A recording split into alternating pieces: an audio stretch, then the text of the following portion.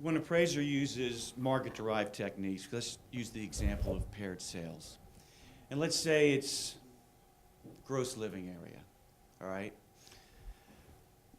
I was looking at some, just curious how you would respond, Chuck or Joseph, whatever you believe you could. The appraiser had indicated for excess living area, he paired sales.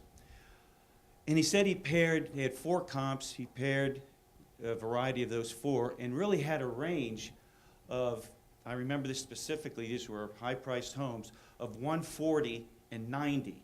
So in his write-up, he knew it was somewhere in there, so he used like measures of central tendency and mean and median, and used that as his adjustment.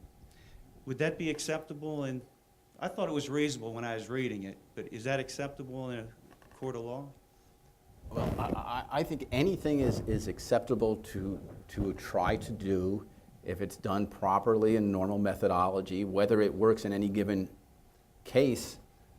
Yeah, what you're really talking about there is the weight that's going to be given by the court to your adjustment. If you've properly set your range and your scale, as you said, between 90 and 140, right, and you come to a conclusion of a number in between there, whatever that might be, that's going to get past the motion to dismiss or a motion not to permit the appraisal to come in. Then the judge has got to go in there and weigh that evidence and find out if you were credible. And as Chuck is saying, if you weren't credible on the other 90%, but on this 110% you're credible, it's going to go maybe not so good for you.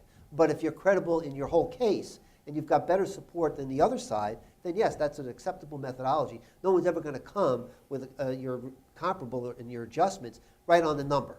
It's not a science that you're dealing with. You're trying to come down and you're making some assumptions in there, but they got to be supportable, and your range has to be supportable. And I think what you have to convince the judge when you do that kind of method is that what you did was also reasonable. The range is reasonable. This makes sense.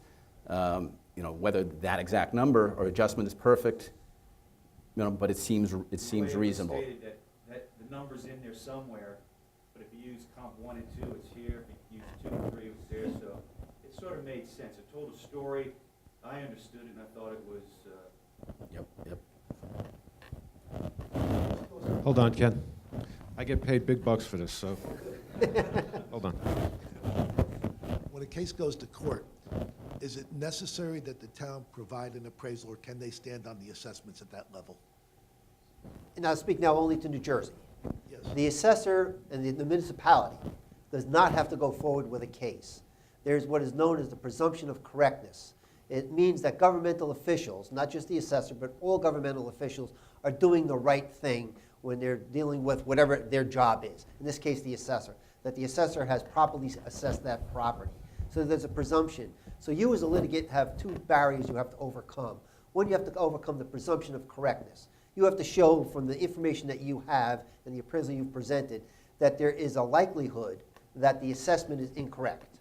Then you have the burden of proof, which now comes to you and show you the proofs to show me what the true value or the market value of that is. The municipality does not have to go forward in New Jersey tax court. The assessment has a presumption. If you don't overcome the presumption, your case is dismissed and the assessment remains as it was.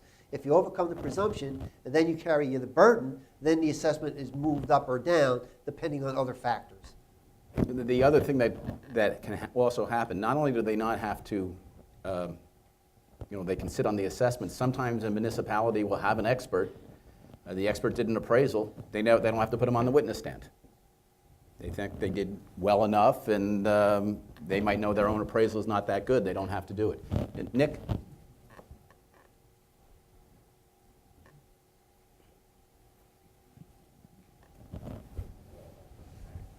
This question is specifically for the judge. Most of the time in North Jersey, the County Board of Taxation petitions under $1 million are heard first. Usually at the county level, if it's either affirmed or obviously the petition or the homeowner is not satisfied, it goes to tax court.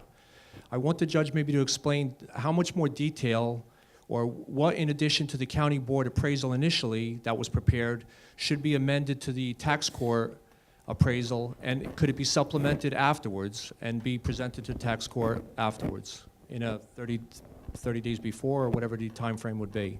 The burden of proof between the county board of taxation, that's a level of review by individuals who are appointed by the government, who generally have some real estate experience. They may not be real estate brokers, but they got some understanding of real estate, and they take classes.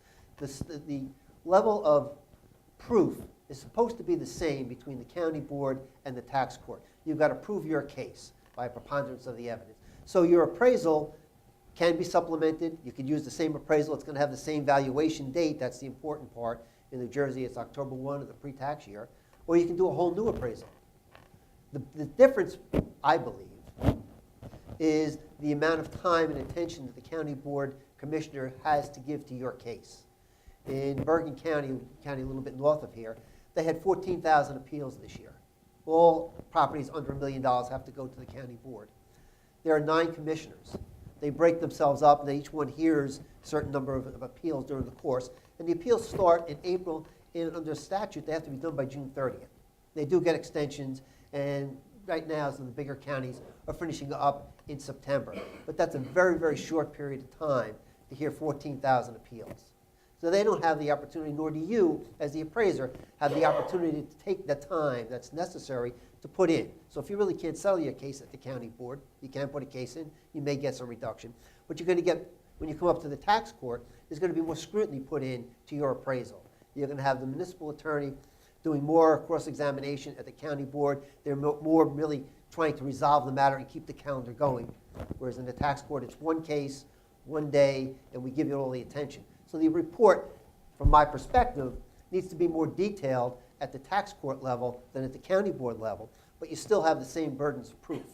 Nick, the other thing that's going to happen is when you're on the witness stand at the county board, the whole hearing is, could be 10 minutes. The attorney might never have looked at your report until 10 minutes before you testify.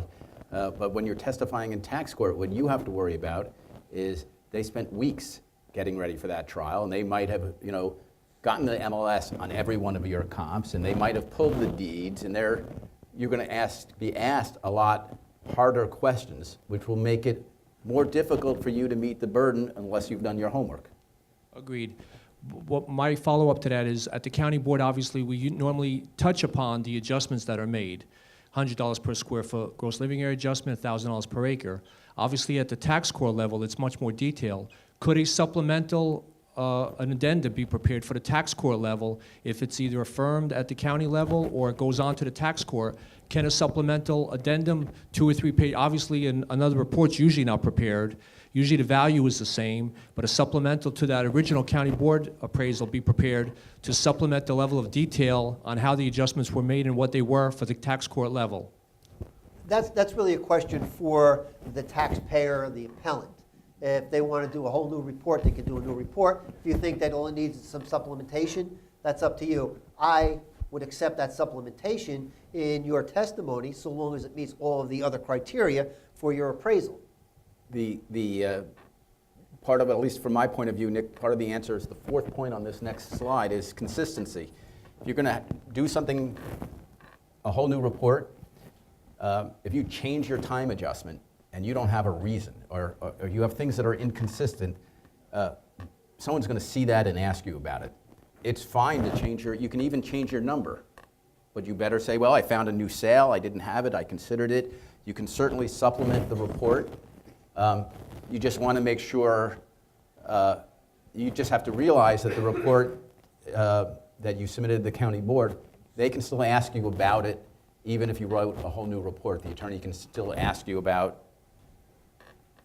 things that you might have done in the first report that you didn't do in the second report. And as long as you have a good answer, it's going to be fine.